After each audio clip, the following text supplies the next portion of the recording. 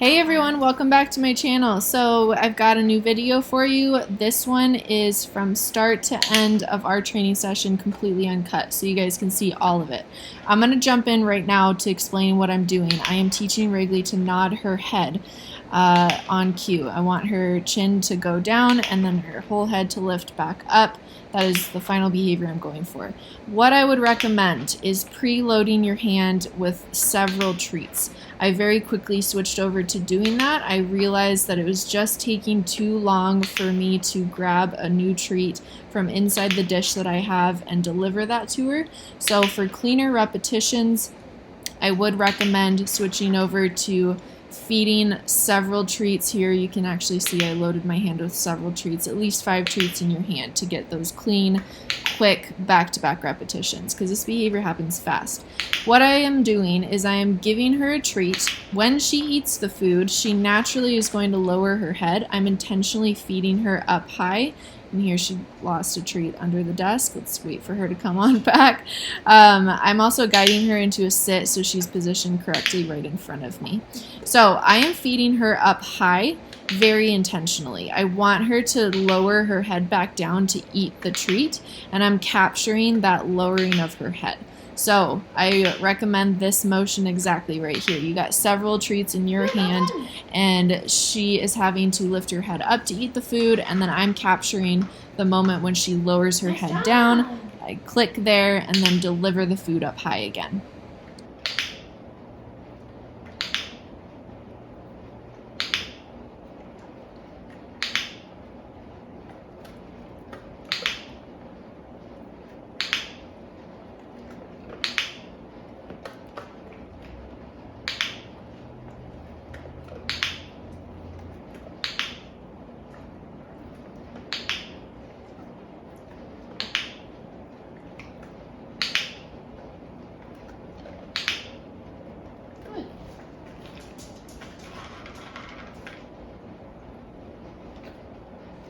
At this stage, it's really just about establishing this pattern and kind of that muscle memory movement for Wrigley in this case. We're kind of just setting her up to succeed here with just how we're treating, when we're clicking, and how we're delivering the food is all just going to set her up to succeed with the correct motion that we're going for.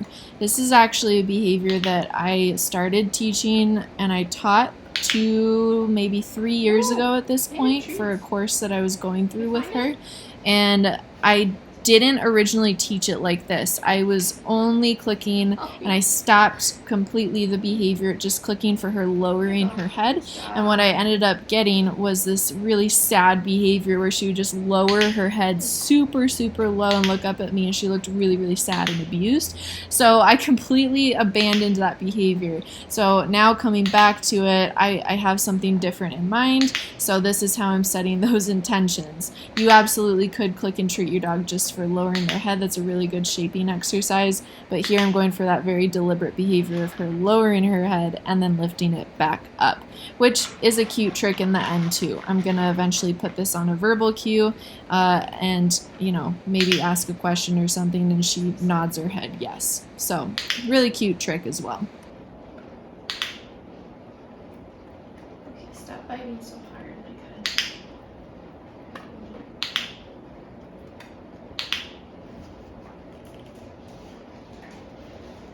Alright, so I think you guys will see right here, I'm switching over to clicking after she lifts her head back up.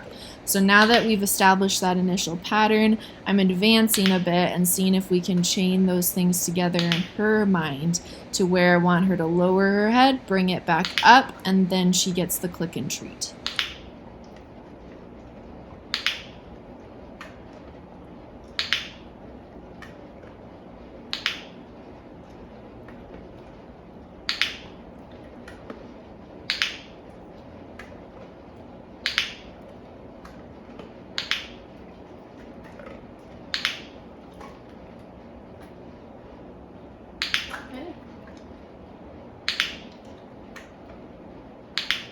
Nice job, well done.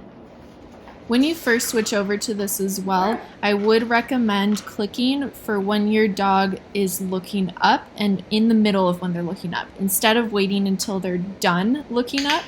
until that behavior is completely finished. Again, just kind of breaking it down for them, making the process a little bit easier. Click in the middle instead of waiting until the end when you first switch over to this.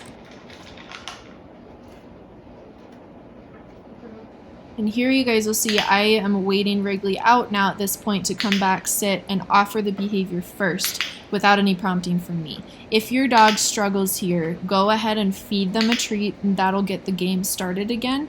This early on, they might need that help. Like I said, Wrigley has a little bit of history with this one, so we advance pretty quickly with it. But if your dog needs some help with getting it going again at home, go ahead and give them that freebie treat for initiating the game. Then as they get a little bit more advanced with it, we can start increasing our expectations. Can you come sit in front of me and offer that behavior on their own, unprompted? If you want to put a word or a cue onto this one, you're just going to say that cue right before the behavior happens. I decided not to at this point just for the purposes of this video because I could not decide what I wanted to call this one yet. So I'm waiting. I'm holding off. But I hope you guys have fun with this one and working on it at home. It's a really simple, easy behavior to teach and ends up being cute and honestly a lot of fun to work with. So hope you guys enjoy.